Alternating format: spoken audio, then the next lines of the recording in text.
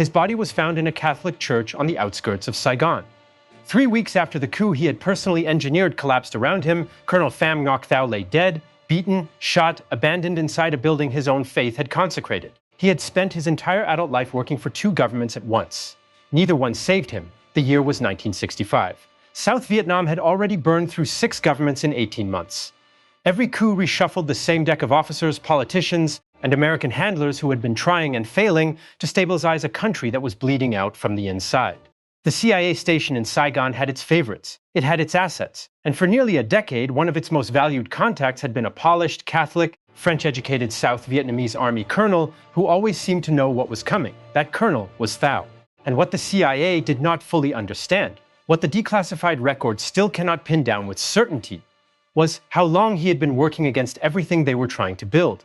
To understand why Pham Ngoc Thao frightened American intelligence, you have to understand what South Vietnam looked like in the late 1950s. The country below the 17th parallel was held together by the government of Nguyen Diem, Catholic, autocratic, deeply dependent on US money and US patience. The Americans needed Diem to succeed. They poured in advisors, weapons, and hundreds of millions of dollars. What they could not pour in was a competent, loyal officer corps that looked like exactly the kind of officer the Americans needed. Born in 1922 in the Mekong Delta, educated in French colonial schools, converted to Catholicism, a background that tracked perfectly with the class of South Vietnamese the United States was betting on. He had fought against the French alongside the Viet Minh in the late 1940s, but so had a generation of Vietnamese nationalists who later served Saigon. That record was easy to read as patriotic resistance rather than ideological commitment. The CIA read it that way. Conein, the legendary OSS and CIA operative who had been parachuting into Asia since World War II, who would later be one of the American principals in the 1963 coup against Diem himself, came to trust Thao. So did others in the station. What the Hanoi government would confirm only decades later in 1987, when they posthumously recognized Thao as a hero of the revolution, was that his Viet Minh commitment had never ended. He had not drifted toward the south. He had been sent there. His assignment, as best the historical record can reconstruct it, was to infiltrate the highest levels of the South Vietnamese military and political establishment and destabilize it from within. There was just one problem with stopping him. He was too good at his cover to be stopped. By the early 1960s, Thao had risen to the rank of colonel and was serving as province chief of Kien Hoa, a key Mekong Delta province where the Strategic Hamlet program was being tested. The Americans watched him run that program and called him one of its most effective implementers. Reports went back to Washington praising his results. His Hamlet fortification numbers were better than almost anyone else's. What the Americans could not see, or chose not to see, was that some of those numbers were fabricated, and that the access he was building to American personnel, planning documents, and operational timelines was feeding directly into the intelligence picture that Hanoi was assembling about US intentions in the South. Conein and the CIA station had a relationship with Thao that sat in a permanent gray zone. They ran him as an asset, they shared information with him. They used him as a back channel into the South Vietnamese military's internal politics. Whether they suspected his true loyalties during this period is one of the genuinely contested questions in the historical record. The declassified CIA documents that address Thao directly are partial, and some remain redacted.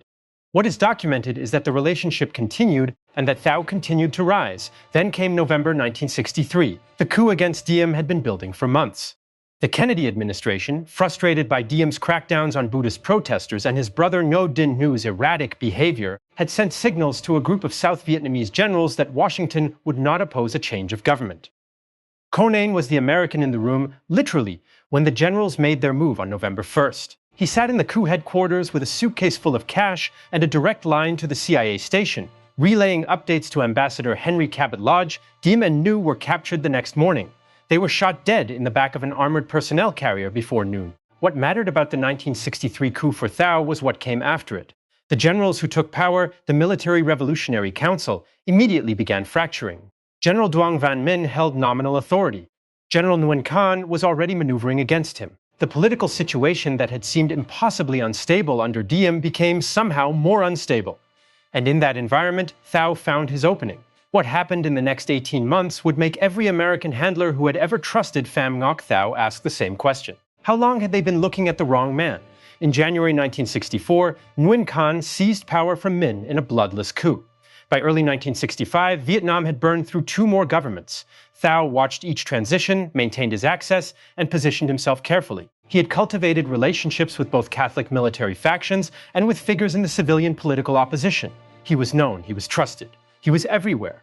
On February 19, 1965, Colonel Pham Ngoc Thao moved. He had assembled a network of officers, some of whom believed they were acting for a nationalist coup to replace Khan, others who may have had a clearer picture of what Thao actually represented. The plan was to seize the key military installations around Saigon, neutralize Khan, and install a new government before the Americans or the loyalist units could respond. The coup forces took the radio station. They took the artillery positions around Tan Son Nhut Air Base. For approximately 6 hours on the morning of February 19th, it looked like it was going to work. Then General Khan's loyalists held. The armor that Thao had counted on to move on the city center did not move on schedule. The radio broadcasts that were supposed to announce a new government went out and were immediately countered by loyalist transmissions. By afternoon, the coup was fracturing at its edges. By evening, it was over. Khan survived. He would be forced out of power within days anyway, not by Thao's coup, but by the generals who had been maneuvering against him separately. But he survived the night of February 19th, which was all that mattered for what happened to Thao next. Thao went underground. The South Vietnamese government issued a warrant for his arrest. He moved between safe houses in Saigon, then outside the city. The CIA station, which had been caught completely off guard by the coup, was now running a retrospective damage assessment on every asset, every contact, every piece of information that had passed through Pham Ngoc Thao's hands over the previous decade. One of these men would spend the rest of his career explaining what he had missed. The other would be dead within 3 months.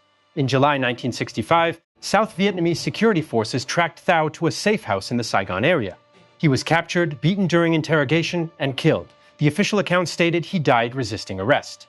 The circumstances suggested something closer to an execution. His body was delivered to a church, a detail that may have been chosen for its irony, given that his Catholic identity had been central to his cover for 20 years. He was 43 years old. The full accounting of what Pham Ngoc Thao cost the United States and South Vietnam has never been completed, because the full picture of what he passed to Hanoi has never been declassified. What the record does support is this. For somewhere between 10 and 15 years, one of the CIA's most trusted contacts in the South Vietnamese military establishment was reporting to the other side. He helped implement programs he was undermining. He participated in coups that served Hanoi's interest in keeping the South in permanent political chaos. And he did it so effectively that the American station that ran him did not see it clearly until he tried to take down an entire government in broad daylight and failed. The CIA's counterintelligence failure in South Vietnam was never singular. That was not the only penetration. But he was one of the most damaging and one of the most instructive, because his story shows exactly how a skilled deep cover agent operates, not by stealing documents in the night, but by becoming indispensable to the people he is working against. Conein outlived the war. He left the CIA in the early 1970s, was later briefly associated with the Drug Enforcement Administration, and died in 1998. He gave interviews in his later years about the 1963 coup and about his years in Vietnam. On the question of how much he knew about Thao and when, he was consistently opaque. The record he left behind is consistent with a man who either missed it entirely or understood too late exactly how badly he had been played. General Nguyen Khanh survived the coup attempt that Thao launched against him, survived his ouster from power weeks later, went into exile in France, and died in New Jersey in 2013 at the age of 82. He never stopped insisting that the Americans had failed South Vietnam. He was not entirely wrong. Pham Ngoc Thao was formally recognized by the Socialist Republic of Vietnam in 1987 as a hero of the People's Armed Forces. His photograph hangs in the Museum of Vietnamese History in Ho Chi Minh City. The citation describes him as a revolutionary who infiltrated the enemy at the highest levels and contributed to the destabilization of the puppet regime throughout the war. The CIA has never issued a public accounting of what his access cost them. If you found this story interesting, hit subscribe so you don't miss the next one. Drop a like if you learned something new, and leave a comment telling me which overlooked operation or scandal from the Vietnam War you think deserves its own video. This video is based on real historical events and real historical figures. Some dialogue, interior detail, and scene reconstruction have been dramatized for storytelling purposes and do not represent verbatim historical record. Primary sources consulted include declassified CIA records, Pentagon histories of the Vietnam War, and documented Vietnamese government posthumous citations. Where the historical record is incomplete or disputed, particularly regarding CIA knowledge of Thao's loyalties, that uncertainty is reflected in the narration.